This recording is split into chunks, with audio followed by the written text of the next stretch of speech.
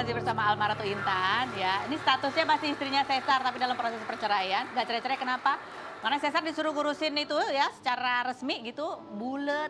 Bulat Gitu. aja. Jadi yang pertama domisilinya salah. Salah, Kemana domisili. diajuin domisili? Katanya sih, kata dia Jaksel ya, Nah, padahal kalian nikahnya di di Bogor. kamu domisilinya di Bogor. Di Bogor juga. Mm. Oke, sampai kamu harus WhatsApp dia. Sempat kemarin berita terakhir tentang Sesar adalah Sesar cabut gugatan padahal udah mau sidang pertama karena ternyata ya salah prosedur gitu. Iya. Dan kamu marah sama dia, sempat nih kamu beberin WhatsApp-nya. Iya, marah aku. Heeh. Karena gimana ya, aku merasa kayak dimainin aja sama dia. Mm-mm. Awal-awal kan dia kan kenceng banget tuh. Aku mau cerai gitu. Iya, kayak gini. Tolong dong berkas-berkas siapin gini gitu kan. Dia yang minta? Iya, dia yang minta kan. Oh ya udah, aku bilang nanti aku siapin, kamu ke Bogor aja ambil. Yang ambil bukan dia, manajernya yang ambil. Datang. Nah udah kayak gini dia malah aku yang suruh ngurusin, kan aneh. Aneh sih. Iya, kenapa sih gitu, Gitu kan. ya. Oke, Alma Ratu, kita masih akan ngobrol lagi nanti terakhir sama kamu ya. Ya. Tapi ada satu bintang tamu juga yang mau kita wawancara. Kita mau tanya pengalamannya. Dia sempat sharing apa yang dialami di media sosial begitu ya. Dan sekarang dia harus proses itu, kemudian proses sharing itu kan harapannya juga menjadi pembelajaran buat orang lain. Tapi apa yang dia alami, sesudah itu kita lihat dulu profilnya Angie Ang berikut ini. Angie Ang, wanita berusia 29 tahun ini mengawali karir sebagai model dan kini dikenal sebagai presenter MotoGP. Angie Ang yang di usia 24 tahun berhasil menyelesaikan S2 kurang dari 2 tahun ini pun kemarin juga viral karena mengaku mendapat kekerasan verbal dan non-verbal serta ancaman dari mantan kekasihnya seorang pengacara berinisial A, namun kemudian mengaku kini urusannya sudah selesai dan berdamai. Angie pun menyatakan bahwa dirinya memiliki isu kesehatan mental gangguan bipolar. Seperti apa Angie menjalani mental health yang ia derita? Dan seperti apa kisah Angie saat liputan demo harus menyelamatkan anak kecil yang terkena gas air mata? Saksikan kisah selanjutnya hanya di Rumpi No Secret. Ya, kita di private room bersama Angie Ang. Angie Ang ini adalah sekarang terakhir dikenal sebagai host MotoGP ya. Iya, masih Oke. sampai sekarang. Sampai sekarang masih. Ya, yang kemarin yang juga ramai menjadi pemberitaan adalah ketika kamu pernah sharing ya tentang hal yang nggak enak yang kamu alamin. Yang terakhir iya. Yang terakhir Iya. tentang kekerasan verbal gitu. Ada ancaman-ancaman di Twitter. Gitu. Bukan verbal aja sih Teh sebenarnya, Fisik juga. fisik. Fisik. Fisik yang membuat aku itu kemarin itu sampai kalut dan menyuarakan itu di media sosial sebenarnya kayak gitu. Ini kita coba lihat ya. Postingannya di media sosial ada. Ini kan kalau kita baca ya pada saat kamu cerita itu banyak sekali typonya. Iya benar. Pada saat itu apa yang sedang kamu situasi Alami ya. mentalnya pada saat kamu sharing? Sebenarnya kalau ngetik typo itu emang aku kalau ngetik typo gitu. Jadinya sebenarnya sehari-hari dalam keadaan situasi hati yang senang ataupun sedih gitu emang ngetiknya typo aja gitu. Orang kenal aku dengan ketikan yang berantakan. Tapi waktu itu memang lebih berantakan lagi karena situasi hati aku tuh lagi nggak kondusif, lagi kalut dan ya gemeteran deh ngomongnya. Sampai sekarang masih. Ya masih ada lah rasa trauma yang aku alamin gitu. Tapi ya I hope someday I will get there. Nah, pada saat kamu menulis ini, apa yang kamu harapkan? Situasi apa yang kamu lihat sehingga kamu ngerasa salah satu jalannya adalah dengan sharing itu di Twitter? To be honest, waktu itu aku melakukannya kayak dalam kondisi yang setengah sadar karena aku panik, kalut, dan I have no one at that time. Kayak gitu, karena tuh aku merasa sendirian dan kayak aku harus ngapain ya gitu dalam keadaan yang sendirian di apartemen dan aku merasa nggak ada orang.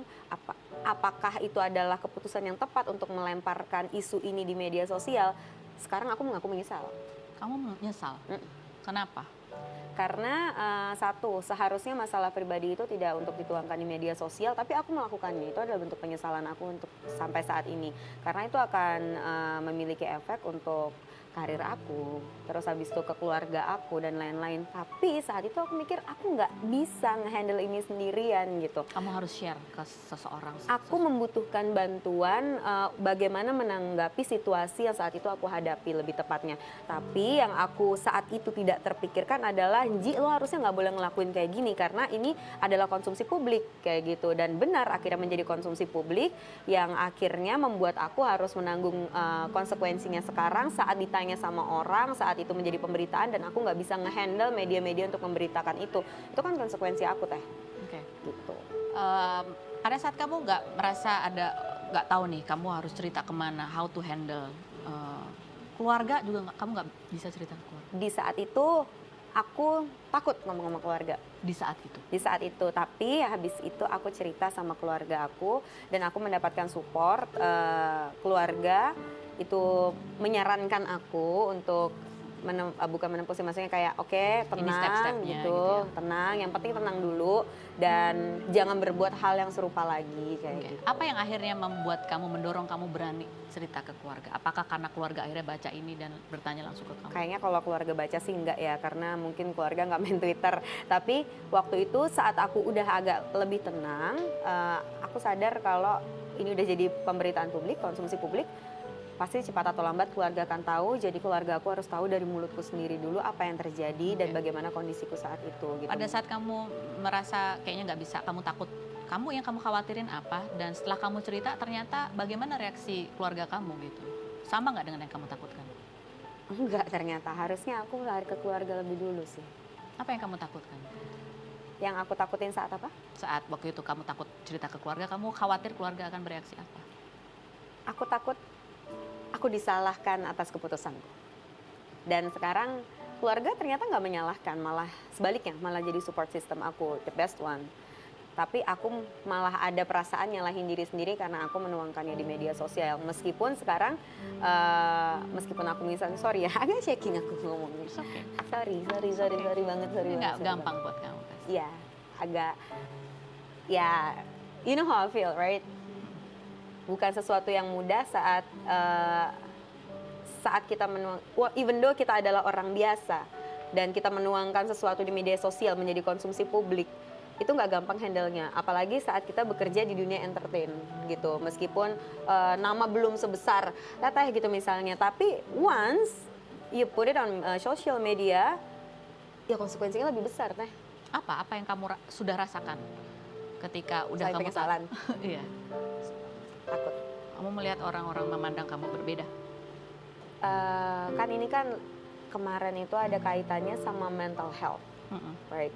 Sekarang itu mental health di mata aku orang banyak yang salah persepsi atau self diagnose. Jadinya dia kayak kayaknya gue gini, kayaknya gue ada masalah mental segala macam. Buat orang-orang seperti aku yang aku datang untuk mencari professional help, itu kayak menyakiti aku. Saat aku speak up kayak oke, kayaknya gue ada masalah ini yang tidak bisa dihandle sama diri sendiri, tapi harus mencari bantuan profesional.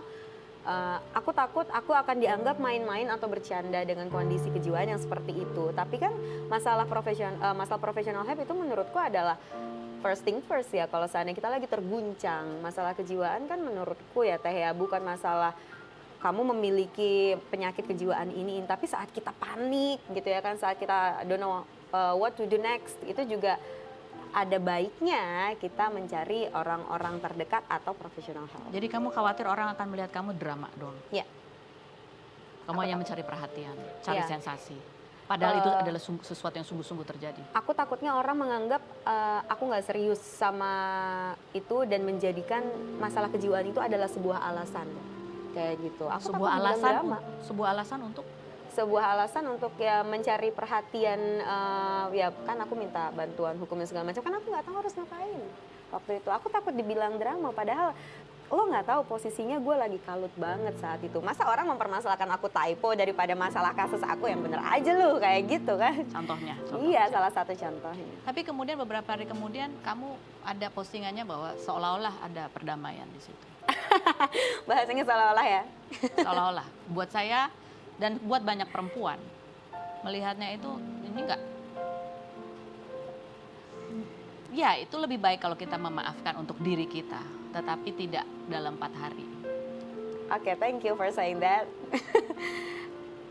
Aku memilih untuk tidak memperpanjang dan itu udah kesepakatan aku dengan keluargaku. Keluargaku support aku, lebih fokus ke diri aku. Ya udah, jangan diperpanjang, ini untuk kebaikan aku. Kayak gitu. Jadi apa pesan-pesan kamu yang bermanfaat sekarang yang bisa kamu sampaikan ke yang lainnya yang barangkali juga punya problema atau sedang berada di situasi yang sama dengan kamu saat itu? Kalau dari pengalaman aku kemarin sih, pergilah ke orang terdekat dulu ya, bukan ke media sosial. Itu adalah penyesalan aku sih. Lalu yang kedua, kalaupun merasa membutuhkan professional help, pergilah ke tempat yang benar, jangan dari googling dan segala macam, karena mungkin itu bisa terobati dengan benar dan dengan treatment yang benar juga kayak gitu. Oke. Keluarga menurutku segalanya sih Teh. Keluarga adalah segalanya. Ya tentu nggak semua keluarga sama ya. Benar. Tetapi sebagian besar secara umum keluarga itu adalah orang-orang yang punya besar kemungkinan untuk membantu kita karena mereka peduli. Gitu. Sedangkan orang-orang lain yang nggak kenal, ya kebanyakan mereka cuma pengen tahu doang. Tetapi belum tentu betul-betul peduli. Begitu kurang lebih. Bisa dibilang seperti itu, tapi aku harap semua yang kemarin ngebantu aku itu dibalas sama Gusti Allah dan kebaikan yang mereka juga udah kasih. Terima kasih banyak. Jadi ada poin plusnya sharing ini di media sosial karena datang juga orang-orang yang tepat. Betul. Tetapi ini akan menjadi jejak digital yang harus kamu hadapi dan Ya. harus kamu cari cara untuk kuat menghadapi ini. Iya, betul. Kita akan kembali lagi, jangan kemana-mana, tetap di Rumpi.